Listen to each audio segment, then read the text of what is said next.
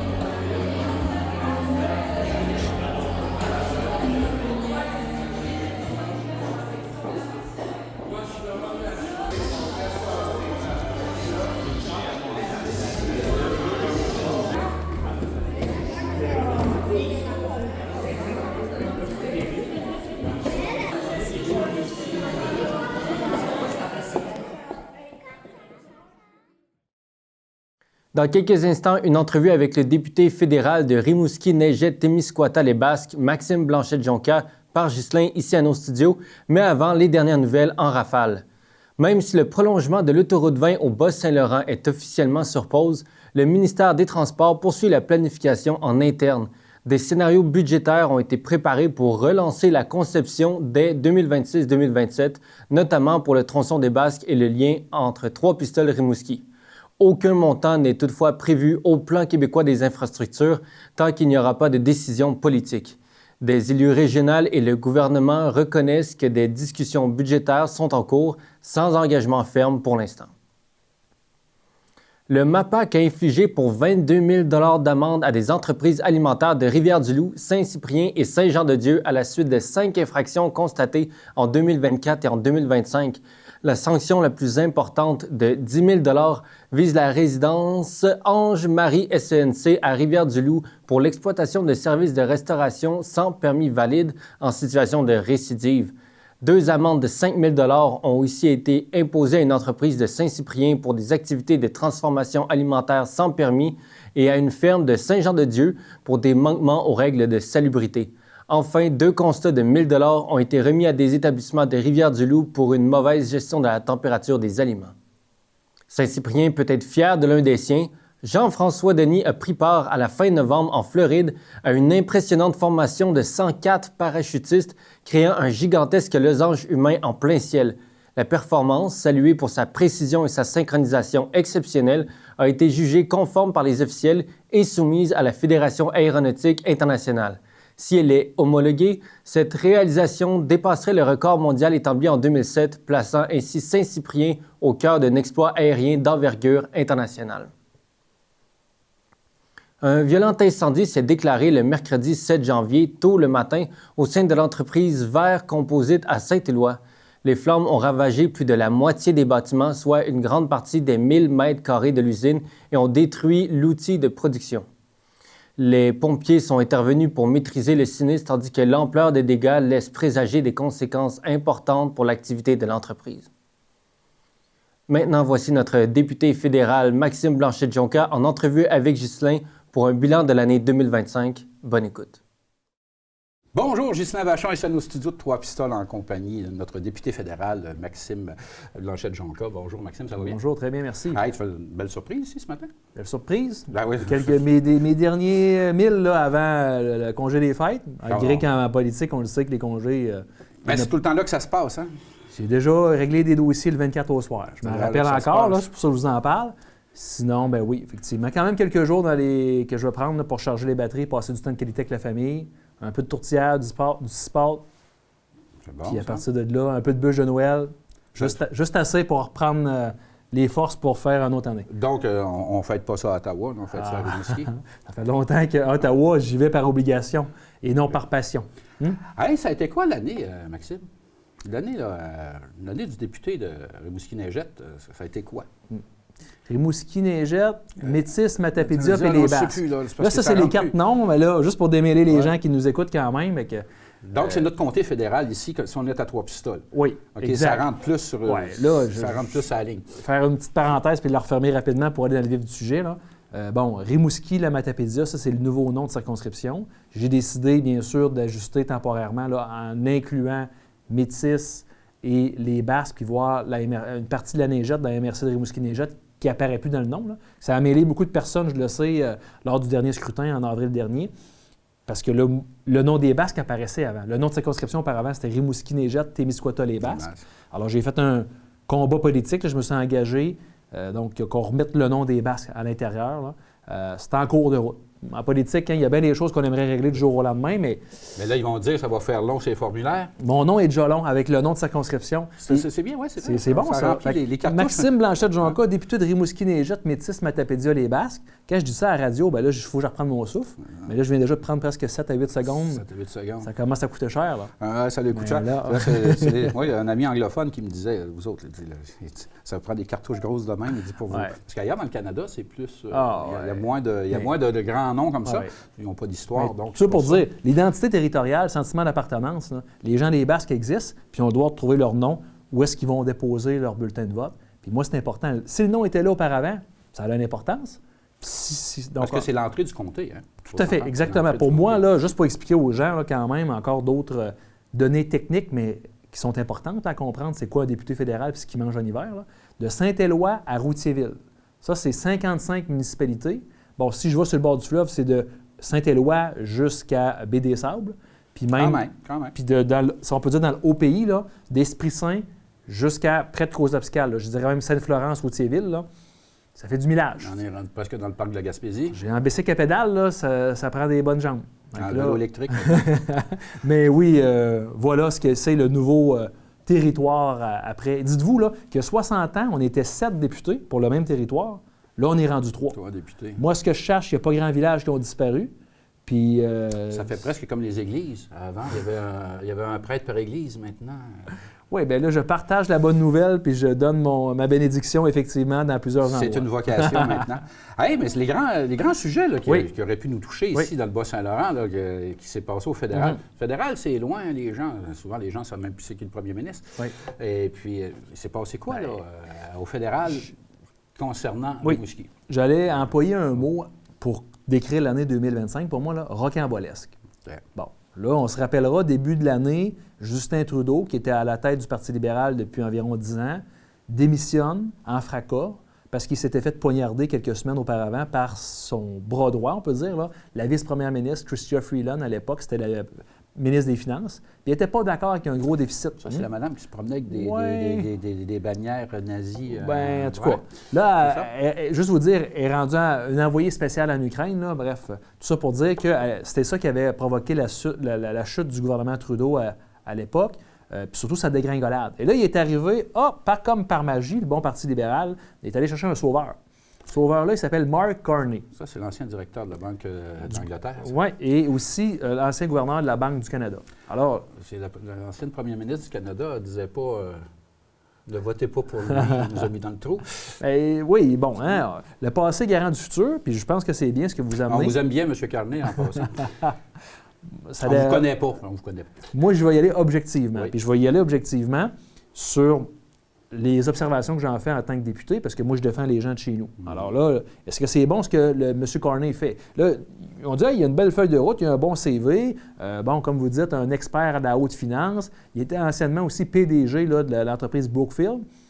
Et ça va bien, on regarde la France, hein, c'est un expert de la finance qui mène ça en ce moment. Oui, M. Macron. Mais là, tout ça pour dire que M. Carney remplace M. Trudeau et gagne à la course à la chefferie à plate couture.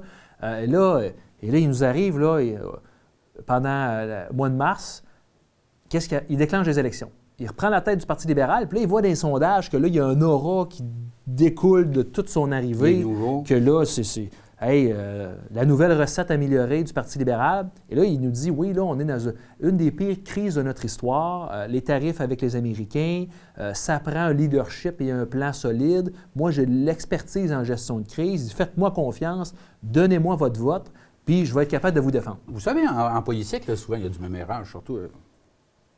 On m'a dit que c'était lui qui conseillait Justin Trudeau pendant toutes ces années au niveau économique. Enlever les mots de la bouche, effectivement.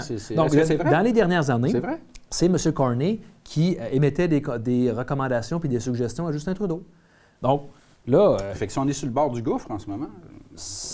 J'en arrive. Vous allez voir, là. Donc, M. Carney remplace... va en élection, puis il nous dit tout ce que je viens de vous mentionner.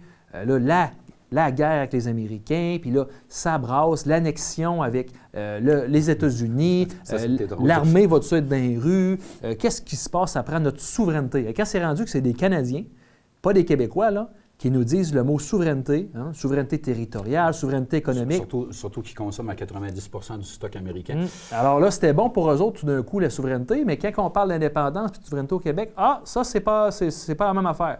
Fait que tout ça pour dire que là, l'élection passe, M. Carney réussit son pari, se faufile là, avec son inexpérience à travers l'appareil médiatique qui a mordu à travers ça en disant c'est un gars. Puis là, Pierre Poilievre, là, son opposant officiel, n'a pas la stature pour aller se prendre contre M. Trump. Alors là, M. Carney remporte le scrutin, un gouvernement minoritaire quand même. Ce n'est pas un gouvernement majoritaire, malgré que c'est ça que les libéraux voudraient.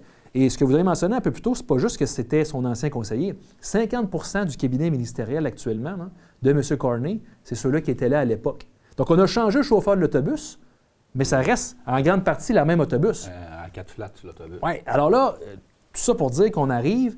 Et qu'est-ce qui s'est passé le 4 novembre dernier? Beaucoup de gens se rappelleront de ça. Le 4 novembre, un Jean Chrétien qui nous disait des belles figures de style, mais chasser le naturel, il revient au galop. Alors, moi, je vous dis, 4 novembre est une date importante en 2025 dans notre histoire. M. Carney, qui était l'expert des finances, nous a fait le plus gros déficit budgétaire de l'histoire du Canada. C'est vrai, c'est impressionnant. On ne s'impressionne plus, là, parce qu'on est habitué, là, mais le chiffre est assez impressionnant. Alors, 78 milliards de déficit, c'est du jamais vu, là. Justin Trudeau, c'est une bonne sœur économe à côté de ce monsieur-là qui est l'expert, là. Au moins, pour moi, c'est pas lui qui faisait le budget. Mais on se comprend. Moi, encore une fois, on donne le bénéfice du doute aux gens qui nous disent « Je vais être bon, j'ai un plan, faites-moi confiance. » Mais là, quand ils arrivent en poste, c'est fait tout à fait le contraire. Alors, pour moi, c'est un faux sauveur et c'est aussi un imposteur qu'on est en train de démasquer. Et là, il essaie de nous faire des acrobaties en nous disant « Oui, mais là, sur le 78 milliards, il y a 45 milliards qui sont en investissement. Ça prend ça pour stimuler la croissance économique. » OK, mais pour qui et pourquoi? Oui, puisqu'il dit on a une bonne cote de crédit, on va pouvoir faire des grands projets d'intérêt national. Et là, il est arrivé une autre chose historique dans notre histoire. M. Carney, que j'appellerai maintenant le PDG de Canada Inc., il nous dit « Ouais, là, il faut accélérer des grands projets parce que là, il faut s'assurer qu'on soit moins dépendant des États-Unis. » Des verrous légaux, si je pense. Alors, M. Carney a fait quelque chose d'exceptionnel que j'ai rarement vu, en tout cas, jamais vu même dans la politique canadienne, puis voire même dans les démocraties occidentales, puis même j'ai regardé dans le monde, j'étais là, ça se peut pas. Alors, il a fait une loi qui permet de contourner toutes les lois sauf le code criminel. Imaginez, demain matin, il y a un ministre qui se lève et dit « Ouais, avec ses collègues au cabinet des ministres, puis il va voir... » Moi, j'ai un chum, il dit, une grosse business. J'ai un projet, ça a l'air être bon, ça sent bon. Écoutez, ce qu'on va faire, c'est qu'on va faire approuver ce projet-là, puis il va nous permettre de tout contourner les lois, sauf le code criminel, pour une durée de 3 ans. Donc, toutes les lois qu'on a mises en place avant, les processus environnementaux, fiscaux, transport, etc., là, nommez-les toutes, là, même les réglementations puis les accords avec les Autochtones, tout ça, là, c'est jeté dans la poubelle. Alors, moi, on se dit, voyons, ça n'a pas de sens, là. Ça ouvre la porte au conflit d'intérêts, ça ouvre la porte à dire, écoutez, là, ça va profiter à qui, là, ces projets-là? Normalement, un projet, s'il est bon, il passe les étapes.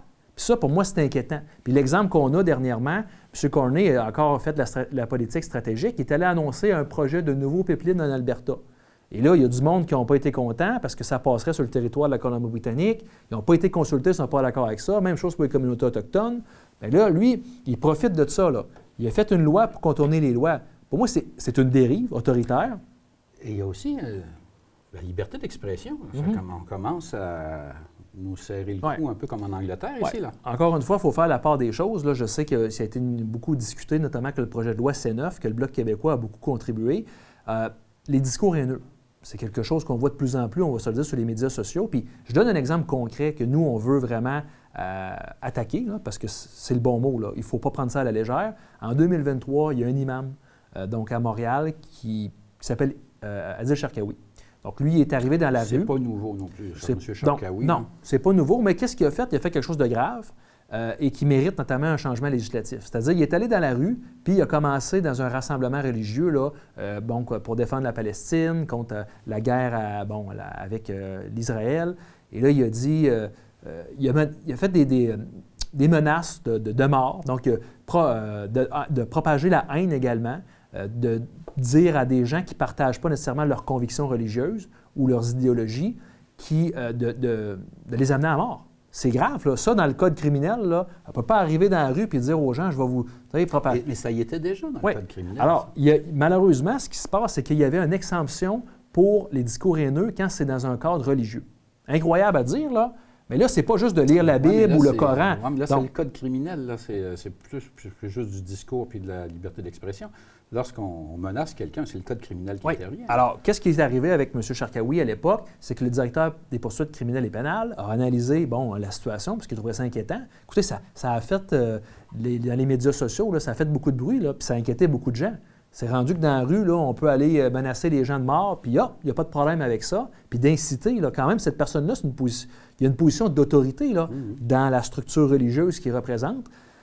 Donc là, nous, on a dit, ça se peut pas. Puis même l'Assemblée nationale du Québec s'était prononcée là-dessus. On dit, écoutez, là, il faut fermer là, la porte à tout ce type de discours-là. Il faut encadrer, et ça passe par le Code criminel. Alors ça, c'est un amendement que le Bloc québécois a amené à la table avec le gouvernement présentement en place, de dire, écoutez, là, ça ne peut plus arriver, puis il faut s'assurer que ça n'arrive plus. Alors moi, je rassure les gens, là, il n'y a pas de crainte par rapport à la liberté de pratiquer la religion ou d'exprimer sa religion, mais c'est vraiment les discours haineux. Je pense que la crainte, pour ça, il y a tout le temps la façade en politique, il faut tout le temps gratter en arrière. C'est parce qu'on a vu qu'est-ce qui s'est passé pendant la pandémie. C'est qui est-ce qui va décider qu'est-ce qui est un bon discours ou qui ne l'est pas. OK, là, on dit que c'est le code criminel. On regarde ce qui s'est passé pendant la pandémie. On a même fait fi de la Constitution. Oui.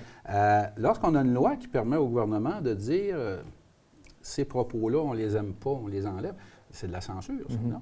Écoutez, vous me ramenez quand même dans une époque assez importante que je me permets d'aborder. Là. C'est des choses historiques sur lesquelles on touche. Là. Moi, je trouve que présentement, la politique fédérale, on est en épisode trouble. Là, et ça me préoccupe énormément. J'étais au Parlement, je vais toujours m'en rappeler, quand le gouvernement a invoqué la loi sur les mesures d'urgence. On se rappellera pour les gens, là, quand même, avec un peu plus d'expérience, la loi sur les mesures de guerre de Pierre-Éliott Trudeau. Ils ont juste changé le nom guerre. Changé le nom, on l'a encadré. C'est le premier ministre Mulroney à l'époque qui avait changé pour la loi sur les mesures d'urgence. Et là, dans l'histoire, c'est son fils de Pierre-Éliott Trudeau, Justin Trudeau, qui utilise cette loi-là, qu'effectivement, ça a été mentionné, que ça passait pas les tribunaux, parce que ça compromettait notamment la liberté des gens. Sauf qu'il y a eu des actions réelles qui ont été commises. Oui, exact. Alors, sans dire que ce que les gens ont fait des manifestants était tout bien ou tout mal, là, mais il y a quand même une loi. C'est comme, c'est-à-dire, on a sorti le marteau piqueur pour écraser un maringouin. C'est un peu ça parfois, là. Alors, moi, je trouve ça extrêmement dangereux comme précédent et je l'ai dénoncé à l'époque puis je vous l'aurais dit aujourd'hui publiquement. C'est sûr, il ne faut pas tomber dans le complotisme. Il faut se rappeler aussi que maintenant, à la Chambre des communes, il y a un député, je ne me rappelle plus si c'était du Bloc ou des conservateurs, qui a posé la question à savoir comment ça que une partie des ministres importants faisait partie du forum de Davos et puis le chef de la Chambre des communes a dit « Hop, on n'entend plus rien, on coupe ». C'est parce que, sans tomber dans le complotisme, il y a des gens qui se posent des questions beaucoup par rapport, justement, à l'influence de ces grands forums-là, que finalement, la population est exclue de ça. Il y a juste les élus qui vont là et encore. Donc, les lois, là, comme C3, il n'y a pas C9 aussi? C9. Okay. C9 est beaucoup plus sur les discours haineux, là. Mais regardez, on va mettre une chose au clair. Effectivement, quand un premier ministre est à la tête d'un pays, puis il peut dire gravite autour d'une élite, là, dans différentes sphères d'influence. C'était M. Carney aussi. M. Carney, là, est reconnu, puis c'est ça, là. C'est comme de dire... C'est Davos, là, qui est là. On gravite avec, sans dire Davos, mais avec une élite financière qui ont des intérêts parfois très près les uns des autres. Et la chose que je peux vous dire, regardez, M. Carney avait des actions avec Brookfield. Là, il est allé mettre ça dans une fiducie sans droit de regard. Il les avait pareil. Mais tout ça pour dire, pour nous, c'est même pas assez. Le gars les gens qui surveillent ses actions, c'est des gens qui ont embauché. Voyez-vous comment c'est... c'est bien beau de dire, je mets ça de côté. Puis cette personne-là, M. Carney, je pense qu'on va avoir vraiment le visage complet de l'homme, là. On voit présentement qu'il est en train de pousser des projets, oléoduc, infrastructures portuaires, aéroportuaires, toutes ces choses-là. Finalement, on dirait que c'est des néoconservateurs qui sont arrivés au pouvoir. Vous m'enlevez les mots de la bouche, là. Moi, ce que je veux dire pour terminer là-dessus... C'est des libéraux? Oui. J'observe présentement que M. Carney se comporte comme un conservateur. Je vais vous dire 3 points majeurs, là, puis j'invite les gens, s'ils veulent après ça débattre ou émettre leur opinion, ils ont le droit, mais c'est des faits. Donc, M. Carney a fait 3 choses très exemplaires d'un budget conservateur ou d'action conservatrice. Donc, premièrement, il est allé couper dans la fonction publique. Je ne dis pas que tout était bien, là, mais il a coupé de façon assez drastique, 15 dans l'ensemble, à peu près, la plupart des ministères, là, pour les 3 prochaines années. Ça fait mal. Je peux vous le dire, surtout en région. Là, essayez de trouver quelqu'un. C'est des emplois. Les gens qui sont contents de ça, en passant, là, c'est parce que souvent, votre voisin, il travaille au fédéral. C'est ça. Quand il va faire son épicerie. Là, donc, on a une grosse coupure là. Ça, c'est les conservateurs qui font ça habituellement. Deuxième chose, très importante, très conservatrice, crédit d'impôt jusqu'à 100 milliards, j'ai bien dit milliards, là, 100 milliards de dollars pour les entreprises pétrolières jusqu'en 2040. C'est vrai qu'ils sont tout le temps sur le bord de la faillite. C'est déjà des entreprises qui sont milliardaires, richissimes. Ils n'ont pas besoin de ça. Et puis, ils possèdent, maintenant, je me suis aperçu, ils possèdent des parcs éoliens par en arrière. Donc, vous comprenez comment c'est un parallèle très avec les conservateurs. Et troisième chose, investissement massif dans la défense nationale. Vous savez, pour être pour ou contre, c'est une question d'équilibre. Là, on est à 50... J'ai des amis soldats qui me disaient, là, c'est parce que c'est presque dangereux de se promener avec les brimbales qui nous rentrent les mains. Mais en même temps, là... OK, je comprends. Mais encore une fois, c'est un laxisme qu'on a eu pendant plusieurs années. Puis là, on a des ententes avec nos alliés, notamment l'OTAN, pour investir 2 de notre produit intérieur brut là, sur le plan économique en défense nationale. Et là, en ce moment, nous, c'est de la dette, notre produit intérieur brut, ces temps-ci. Fait qu'on investit Mais, 2 de dette dans de la dette. Bien, ce que je veux juste... Bien, effectivement, là, présentement, la dette, en tout cas, hein, on le sait, puis le gouvernement, c'est un budget qui n'est pas bon pour les futures générations. Puis moi, je pense que j'en fais partie, là. Hein, même encore là, il y a beaucoup de gens. Puis on vit vieux, attention, ceux qui ont les cheveux gris comme moi. Mais tout ça pour dire que pour la défense nationale, c'est comme de dire, ça fait 6 mois que je n'ai pas tondu ma pelouse, puis là, tout d'un coup, je vais le faire en pensant, bien, voyez-vous, alors c'est un peu ça en défense nationale, c'est comme de dire, ça fait 10 ans qu'on a sous-investi. Puis je rappelle aux gens, là, Justin Trudeau avait fait une promesse en 2015, quand c'est la première fois qu'il voulait lorgner être un gouvernement. Puis finalement, il avait été sur la scène internationale, il disait, ça nous prend notre siège au Conseil de sécurité. C'est pas mal là que toutes les puissances militaires et les forces sont. Puis finalement, il avait échoué, il n'avait pas réussi à le faire. Donc, à ma connaissance, là, le Canada n'a jamais été une puissance militaire et je ne crois pas qu'il va l'être. On était surtout char à canon pendant un certain temps, mais sinon, puissance militaire... Là, alors, ce que je veux expliquer aux gens, c'est que présentement, on est en train de prendre notre argent pour répondre à des pressions géopolitiques, pour faire plaisir à du monde qui ont intérêt à ce qu'on achète leur technologie, leurs tanks, leurs jets, leur armement militaire, leurs sous-marins. Le fameux F-35. Donc, est-ce qu'on se comprend, là? On est en train de prendre notre argent pour servir des choses que, principalement, n'aidera pas les gens dans leur quotidien. Les soins de santé, on le voit ici avec l'urgence de 3 pistoles, on le voit avec l'augmentation des coûts de logement, on le voit même à l'épicerie. Toutes ces choses-là, pour moi, qui sont fondamentales. Et là, on prend cet argent-là, puis on a dit non, mais là, il faut se défendre. Je veux bien qu'on se défende, puis qu'on s'équipe, puis qu'on se sente en sécurité. Mais encore une fois, je pense qu'on passe à côté de quelque chose. Parce que se défendre, on s'entend, là. C'est nos 2 principaux voisins, là. C'est la Russie d'un bord et les États-Unis de l'autre. Se défendre, là, c'est l'un des deux là, qui nous aime pas. Il faut juste jouer les cartes avec le jeu qu'on a. Puis actuellement, bien, M. Carney, je trouve qu'il est pas mal très à genoux devant les Américains. Mais Maxime, justement, on est en train de nous fermer nos urgences par en arrière. Oui. On en a parlé comme ça, là, on parlait de l'armement. Hey, 3 pistoles, ça ne regarde pas bien. Hein? Ils nous amènent ça tranquillement, là, mais ça ne regarde pas bien. Et Poinet-Gamouk aussi, mais ça, Poinet-Gamouk, c'est un autre territoire. On va laisser même Montjoly, on peut le dire, des réductions. Oui, c'est un territoire. Il arrive quoi avec ça? Là? Moi, je trouve ça extrêmement inquiétant. Bon, premièrement, je suis de tout cœur avec les gens qui mènent le combat pour préserver l'urgence ici à 3 pistoles. Je suis conscient, moi, de l'importance de ce service de proximité, des soins de santé. On va se dire une chose, là, les gens, pour qu'on comprenne bien, sur toute l'importance. Premièrement, les gens qui sont là, c'est des gens de cœur, puis des gens qui ont de l'expertise, qui ont su développer au fil des années. Quand c'est rendu que des gens de Rimouski, de Rivière-du-Loup puis des environs viennent à 3 pistoles parce qu'ils savent c'est rapide, c'est efficace, c'est un bon service. Et là, qu'est-ce qui arrive? C'est qu'on met à mal nos services de proximité et ça fait en sorte de dévitaliser nos milieux. Et moi, ce que j'observe... C'est pour une poignée de petits changes. Poignée de petits changes. Regardez, je vais vous donner des exemples concrets, puis je vais faire le lien avec le gouvernement fédéral, parce que, bon, la santé, c'est une juridiction normalement du Québec. Mais le fédéral a mis le pied dedans. Oui, des transferts en santé. Alors, je trouve ça préoccupant que, surtout dans une population vieillissante comme on a, il faut nommer les choses comme elles sont, là. La MRC des Basques est une des MRC les plus vieillissantes dans tout le Québec, l'ensemble du Québec. Une des plus pauvres également. Mais vous comprenez ce que ça veut dire? Donc, plus vulnérable sur le plan d'avoir besoin des services de soins de santé. Et là, on nous enlève principalement notre endroit où est-ce que, quand on a une urgence, on ne peut plus y aller. Puis ça va engorger les 2 grands centres à côté. Ça ressemble à ça. Et moi, je veux faire le lien que le gouvernement fédéral est responsable en grande partie de ça. Pourquoi? Parce qu'à l'époque, l'entente entre le gouvernement d'Ottawa et du Québec, puis même de toutes les autres provinces, c'était d'assumer 50 des frais de soins de santé. Vous savez, aujourd'hui, on est à combien? 22 Oui, à peu près notre équivalent en population dans le Canada. Mais on s'entend qu'on a un déséquilibre qui s'est créé. Puis ça fait en sorte que, sans défendre le gouvernement du Québec, lui, il doit faire des choix. Il reçoit moins d'argent qu'il devait normalement recevoir. Puis le gouvernement fédéral, là, sa job, là, il collecte l'argent, il le redistribue. Sauf que là, ce qu'on remarque depuis, surtout le dernier... Il en redistribue moins. Exact. Il en garde dans ses coffres, puis il fait des actions qui ne sont même pas dans ses champs de compétences pour bien paraître. Puis je vais essayer de simplifier ça le maximum là, pour tenter de légitimer son existence, mais surtout sa pertinence. Alors, à un moment donné, là, annoncer que tu as acheté 15 tanks ou que tu as construit un hôpital, bien, ça a l'air que le gouvernement fédéral trouve ça plus sexy de dire « Hey, ce qui va être le plus dans le quotidien des gens. » Alors là, il vient s'empiéter dans les champs de compétences, notamment des infrastructures en santé. On voit ça, mais donc, pour résumer bien mes propos, c'est que on a moins d'argent qui doit arriver d'Ottawa pour les soins de santé. C'est vrai, je calcule un petit peu de 15 tanks, c'est effectivement à peu près le prix d'un hôpital avec le personnel qui est dedans. C'est épouvantable. C'est épouvantable. Il faut que les gens comprennent ça. Donc, les soins de santé, là, les coûts du système augmentent plus rapidement que l'argent qu'on reçoit d'Ottawa. Ça, c'est dans le dernier budget fédéral, là. Donc, moi, je ne peux pas appuyer un budget qui n'aide pas à ce qu'on prenne soin des gens de chez nous.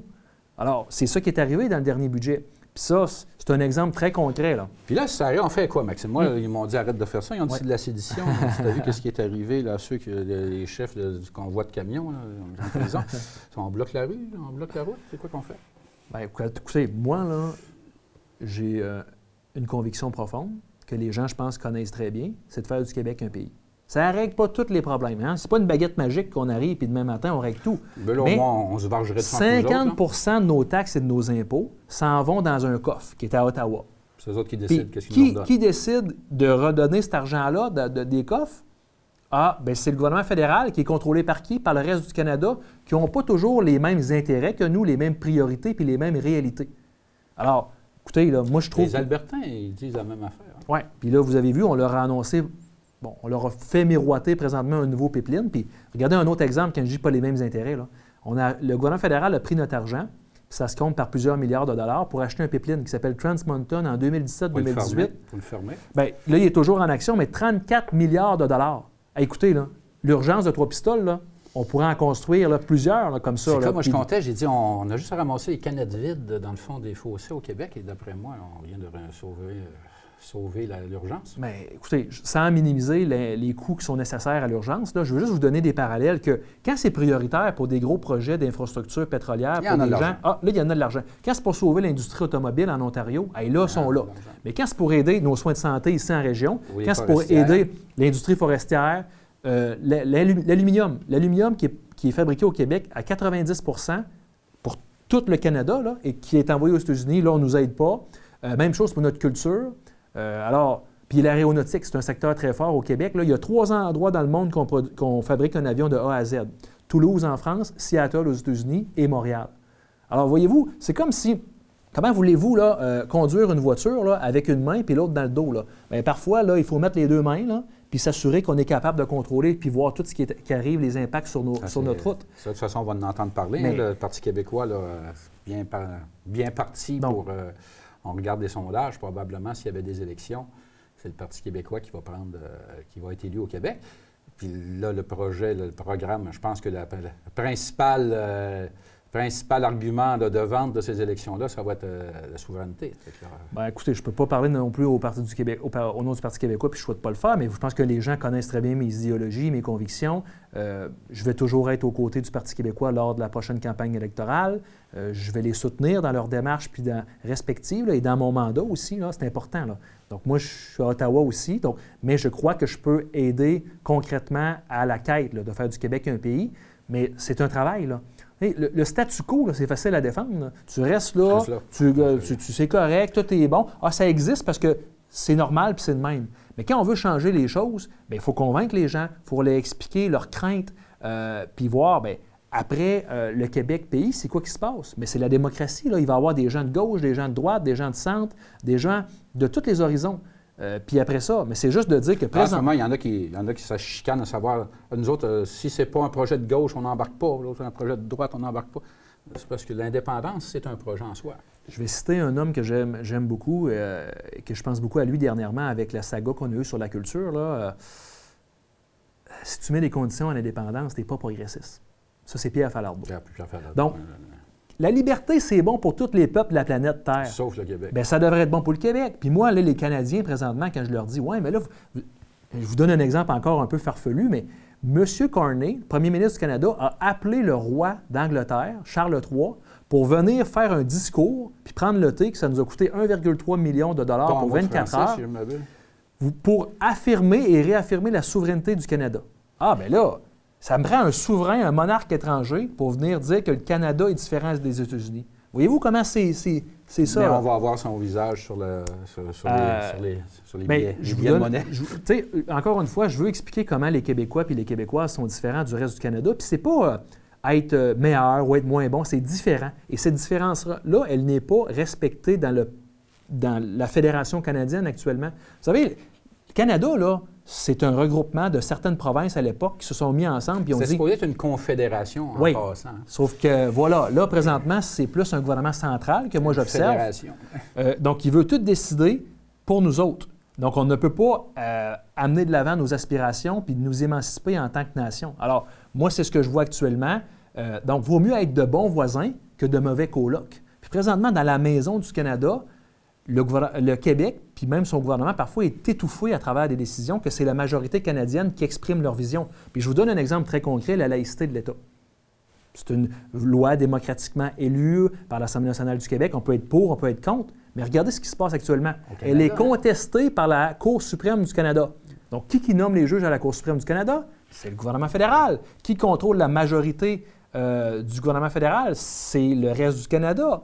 Donc, on ne peut pas dire puis décider tout ce qui se passe sur le territoire du Québec ou dans son Assemblée nationale. Et donc, on va prendre les juges puis on va rabrouer les lois, donc, en plus de prendre notre argent. Pour le Alors, faire. c'est incroyable, ça. Avec notre argent. Il faut se rappeler aux gens, là, le gouvernement, puis c'est pas juste au Québec que ça se passe, là, les renversements de lois en Cour suprême, ça se fait dans d'autres provinces aussi, là, mais même la loi 101, qui a été un héritage très fort du Parti québécois, de René Lévesque, de Camille Lorrain, et c'est le gouvernement fédéral, à travers les juges de la Cour suprême, qui avaient charcuté la loi. Donc, voyez-vous, ça ne date pas d'hier. Puis je me rappellerai, je lisais un article de journal dernièrement, il faut savoir d'où ce qu'on vient pour savoir ce qu'on va, et que René Lévesque décriait la situation très fortement, là, que c'était un mépris là, envers notre langue. Imaginez-vous quand un peuple est obligé de légiférer pour protéger sa langue. Là. C'est pas normal. Ça va pas bien. Et là, nous, on est les Gaulois, là, ici, là. On dérange, même Donald Trump a dit que c'était dérangeant. Donc, imaginez, 2 % de francophones en Amérique du Nord, puis de pouvoir vivre en français au Québec, ça dérange du monde. Puis là, ils nous ont sorti la grande rhétorique à Pierre-Éliott Trudeau, le bilinguisme. Ça ne fonctionne pas. Ça, le bilinguisme, c'est une étape vers l'assimilation de la langue minoritaire. Tout à fait. Puis ça, c'est dans toute c'est la sociologie. En passant, ceux qui vont dire, c'est qui, toi? Là? Je suis sociologue. Bien, c'est de la sociologie. Je les invite à regarder les statistiques là, du recensement. Il n'y a pas de progression du bilinguisme dans la forte majorité des provinces, là, dans le reste du Canada. Le seul endroit où le bilinguisme au Québec. Qui monte vers le haut, c'est au Québec. Alors, moi, je dis à Ottawa, là, il y a 2 langues officielles. Hein? Il y a l'anglais, puis il y a sa traduction simultanée. Ça c'est le français. Là. Alors, il n'y a pas de volonté. Pour eux, là, c'est comme si le français, c'est pas important. Press 2. Puis, regardez, là, faites vos petites affaires de votre bar. Donc, pour moi, là, c'est inacceptable. Je veux qu'on puisse être capable de s'affirmer sans gêne. Puis ça passe notamment dans une maison où est-ce qu'on va être confortable puis qu'on va être capable de se faire respecter. Puis pour moi, ça passe par le Québec qui devienne un pays. Hey, 2026, on s'attend à quoi, Maxime? C'est une année forte, je pense, en mouvement. Là. On va se le dire. Bon, contestation de la loi 21 à la Cour suprême là, sur le palier fédéral. Là. On s'en va dans un cycle électoral à l'automne prochain. Donc, octobre 2026, il y a un scrutin là, pour le gouvernement du Québec, un changement. Et de toute façon, on est en gouvernement minoritaire au fédéral. Oui. Alors ça, c'est une autre chose aussi. Bon, je ne miserai pas ma paye là-dessus, là, mais possiblement qu'il y aura peut-être une élection au printemps ou à l'hiver prochain. Pourquoi? Parce qu'on a un gouvernement minoritaire. Là, encore une fois, vous démontrez comment les manigances du Parti libéral sont assez fortes. Là, ça ne date pas d'hier. On a un gouvernement minoritaire et pourtant, le gouvernement Carney est en train de convaincre des conservateurs ou des députés d'autres partis de joindre leur rang pour tenter d'atteindre la majorité. Donc, actuellement, ils sont à 1 siège. Ils ont réussi déjà à convaincre 2 députés conservateurs de traverser les rangs. Puis vous savez, tantôt, là, je vous disais, ils gouvernent pas mal en conservateurs. La preuve, des conservateurs rejoignent leur rang. Ça donne ça une idée comment, sur le plan idéologique, ils sont très, très près. Sauf que souvent, par contre, la population a tendance à sanctionner ce genre de trucs. Bien, écoutez, moi, je le déplore. Je trouve qu'il y a 2 choses très importantes en politique, c'est la cohérence et les convictions. Ce sont des mots qui ont des sens. Ce n'est pas juste des mots qu'on écrit sur une feuille ou dans un dictionnaire. Là. Donc, c'est important que ça se traduise aussi en politique, que les gens ressentent « OK, je lui ai donné ma confiance, j'ai voté pour cette formation politique-là. Il y a un mandat qui doit s'exécuter du début jusqu'à la toute fin. » Et là, on est en train de, je dirais, recolorier la démocratie. Là. M. Carney, qui voit que là, il a les mains attachées puis qui est obligé de faire des contorsions pour faire passer ses budgets puis ses lois qui n'arrivent pas, puis ça y déplaît. Lui, c'est un gars d'entreprise, un businessman. Alors, il n'est pas habitué, lui, d'avoir des embûches comme ça. Donc, je suis pas mal certain qu'il va essayer d'aller chercher un ou plusieurs députés supplémentaires pour avoir une majorité de sièges. Sans aller en élection. Exact. Et il y a une autre hypothèse que j'amène quand même de l'avant, qui est réaliste. M. Parizeau, qui est un autre homme que je respecte énormément et qui m'a beaucoup inspiré dans ma carrière politique, disait « Il faut abattre le canard avant qu'il lève ». Alors ça, ce que ça veut dire, c'est que Pierre Poilievre, qui est le chef du Parti conservateur actuellement, s'en va dans un vote de confiance à la fin du mois de janvier. Donc, il fait ça dans son jardin à Calgary, un bastion très fort pour le Parti conservateur. Donc, à mon avis, il va gagner. Mais si, exemple, on voit là, un peu le dégringolade du Parti conservateur ils se font manger leur lunch par les libéraux, c'est pas mal ça, parce que les idéologies qui sont mises de l'avant par le Parti libéral, c'est pour voler des votes aux conservateurs puis les écraser. Donc, M. Cornyn puis les libéraux seraient peut-être tentés de dire, OK, là, ils sont dans les cordes, là, on va les faire vraiment tomber, on va déclencher des élections, puis on va aller chercher une majorité tellement confortable, et là, ça va faire en sorte que Pierre Poilievre, qui vient de passer son vote de confiance, arriverait dans une autre élection, puis il ne passerait pas le test, et là, il serait forcé de prendre la porte de la sortie. Ce que ça veut dire, ça, c'est que là, on se ramasse avec un gouvernement... C'est la chefferie. Ouais. Pour... Alors, on a une opposition officielle qui est désamorcée là, pendant plusieurs mois, voire années, et là, ça laisse le libre champ. Là. C'est comme de dire, en plus d'être majoritaire, tu arrives au Parlement, donc la reddition de comptes, sans dire qu'elle est à coup nul, là, tu as une opposition officielle qui est affaiblie, parce qu'ils sont dans une course à la chefferie. Donc, ils sont concentrés à faire autre chose qu'à faire la job de rendre des comptes au gouvernement puis le faire bouger. Alors, moi, c'est une hypothèse que j'ai dans mes différents scénarios, parce qu'en politique, il faut être prêt à tout. La chose que je peux vous dire aujourd'hui, haut et fort, c'est que j'ai bien l'intention de me représenter pour le Bloc québécois lors du prochain scrutin. Moi, c'est important pour moi. Là. Puis il y a eu quand même des tractations dernièrement, là, des rumeurs qui circulaient, de faire mon mandat avec rigueur, détermination et beaucoup d'audace comme je le fais depuis le tout début. J'ai le privilège de représenter les gens de la région depuis 2019, puis pour moi, la politique, c'est un privilège, mais c'est un honneur. C'est quelque chose que je fais avec beaucoup de respect, puis beaucoup d'authenticité. Puis je pense que les gens le ressentent, ça. Alors, de déjà dire d'entrée de jeu, là, je ne sais pas c'est quand le prochain scrutin, mais moi, je crois tellement à la cause, là, puis je crois tellement à mon équipe que je vais être là lors de la prochaine bataille, et je poursuis cette bataille-là toujours aujourd'hui, et je me focus sur mon mandat actuel. Là. Eh bien, Maxime, merci beaucoup d'être venu. Toujours un plaisir. On te souhaite une bonne année pour 2026. Merci. Et puis, on invite les gens à contacter votre député. Écoutez, il est là pour ça. Là, si vous avez des problèmes, contactez-le. Joyeuses fêtes à tous les auditeurs, auditrices. Écoutez, je vous souhaite un temps de qualité, beaucoup de succès pour 2026. Je suis toujours pas très loin de vous. Dites-vous là, un coup de fil, un courriel, me rejoindre facilement par les différentes plateformes là, des médias sociaux qu'on connaît. Sachez qu'un député, là, c'est ça son travail. Défendre les intérêts des gens qui lui ont accordé leur confiance, défendre l'ensemble de la population, mais aussi être à l'écoute de la population. Alors, si vous avez besoin d'informations, besoin d'un soutien pour un projet quelconque, je suis toujours rejoignable et fidèle au poste pour vous servir. On appelle notre député fédéral. Eh bien, merci beaucoup. Merci à vous, très apprécié. Donc, c'était Ghislain Vachon, un petit peu, là, c'est un petit peu à la sauvette ici ce matin. Là. Et puis, donc, nous sommes, présentement, nous sommes le 22 décembre. Vous allez voir probablement cette entrevue-là après les fêtes. Donc, je vous souhaite une bonne année, un bon début d'année quand même. C'était Wilson Henley pour les infos TCBH. C'est parti pour l'année 2026. Au plaisir de vous avoir sur nos ondes. Je vous dis à mercredi prochain.